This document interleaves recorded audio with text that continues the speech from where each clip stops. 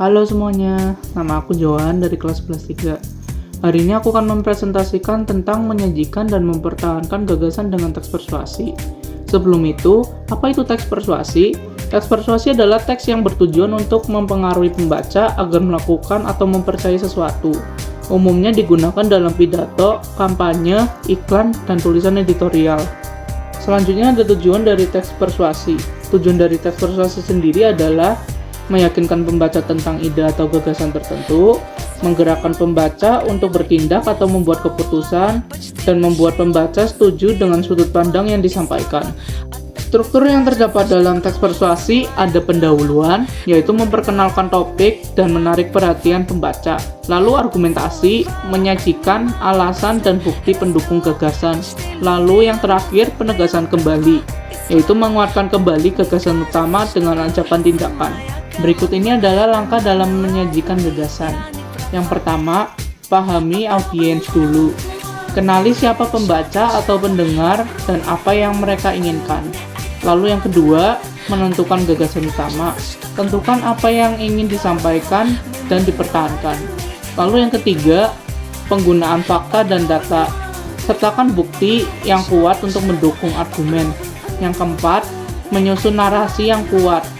Gunakan bahasa yang meyakinkan, logis, dan menyentuh emosi.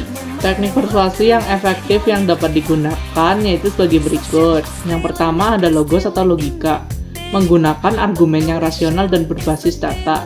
Yang kedua adalah pathos atau emosi, menggunakan perasaan audiens untuk mempengaruhi pandangan mereka.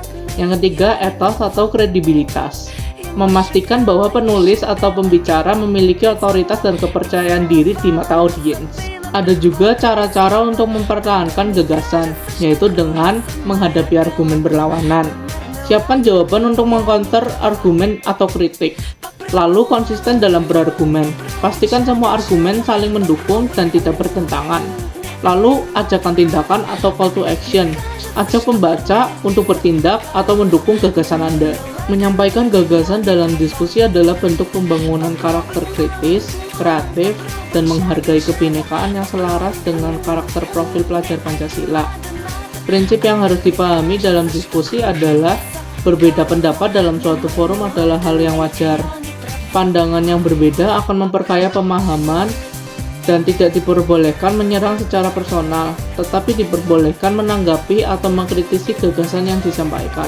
Dalam diskusi kelompok, perlu diketahui norma kesatuan presentasi, yaitu gunakanlah bahasa Indonesia yang baik. Intonasi dan volume harus dapat didengar dengan jelas oleh audiens. Lalu yang kedua, tidak bertele-tele dalam menyampaikan.